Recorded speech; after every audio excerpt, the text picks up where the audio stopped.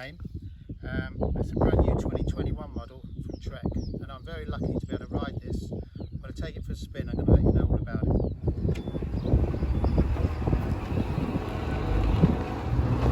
It's good.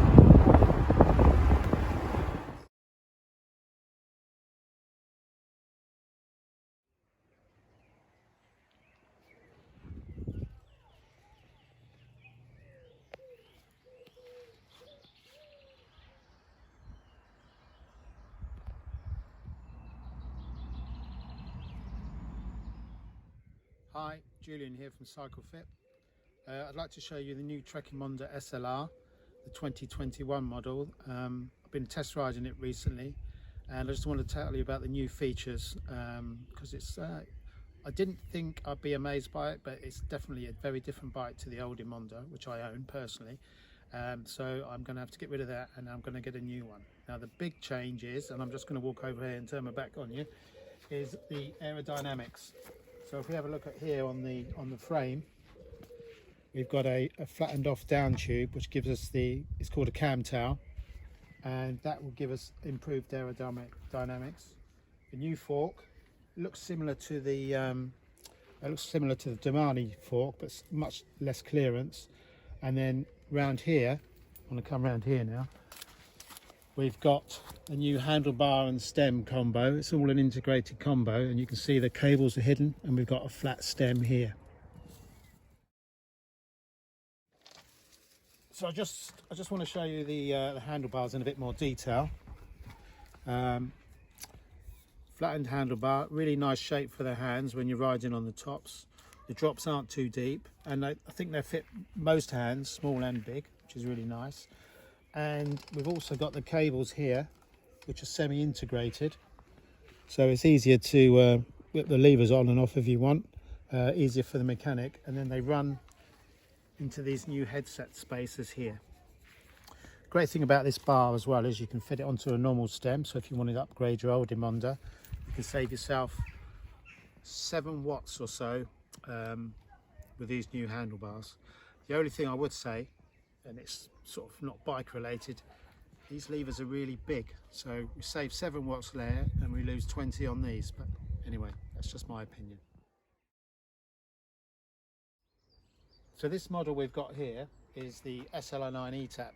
It's built with SRAM red AXS gears and brakes, and it's going to weigh in at about 6.9 kilos. I won't tell you how much it costs because if you need to ask, you shouldn't be really.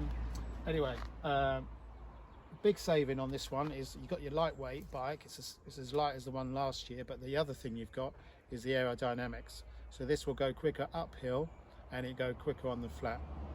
I think you can save about 18 seconds on an 8% gradient with this bike, so you're saving time going up a climb, and on the flats it's 60% quicker than the old Emonda. So Trek Bontrager are bringing out an all-new wheel platform for 2021, and this is the Aeolus RSL 37. So 37 is going to refer to the 37mm depth, and it replaces the XXX2 wheel, which was their climbing wheel for the past 3 years. So it's going to sit in between the XXX4 and the XXX2, but it actually weighs less than the XXX2, so it's down to like 1350 grams, 1320 grams, which is amazing. It's got a 19.5mm internal width, so you can run 35, 40mm tyres on these wheels. And the great thing about these is you're gaining lightweight and very, very good aerodynamics as well. And you can ride this in a crosswind, which I have, and the front wheel's not getting pulled about or anything, and they hold their speed really well. I'm really impressed with these. The hubs have been reshaped. If you want to just come in here and have a look at this, you can see there's a lot less hub there now. It's a lot narrower than it was than the old wheels, and all the internals are made by DT Swiss. And I'll just show you the back hub, and just have a little listen to this because this is really nice.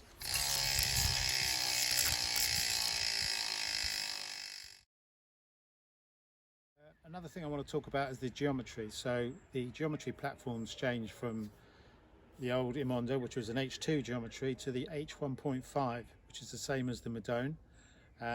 It's a little bit longer and a little bit lower than the old geometry, and I think you'll agree the slightly flatter top tube makes it a much more attractive shape, and the stays have changed as well. So we've got flatter stays here rather than the round ones on the old Emonda. So I imagine this is more for aerodynamics as well. Another change we've got is this here in the top tube. We've got this little gizmo here. I can't remember the name, but it just stops the handlebars coming round and hitting the top tube, which is very, very neat. And I love the way this is all integrated. Now, in here, this is a big change. So the old bottom brackets in the Treks used to be called BB90, and they had a press fit bottom bracket.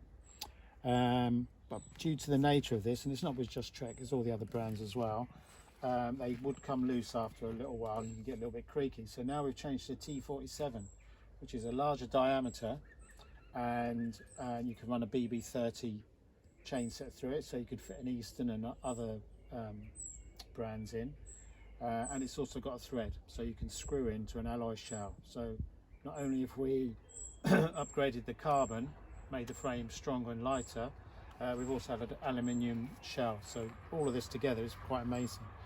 And what I didn't tell you in the first place, it's 800 OCLV carbon, so an upgraded carbon as well. On last year it was all 700. So we've got these lovely new bottom brackets in, which are brilliant, and we should be able to cycle happily for ages.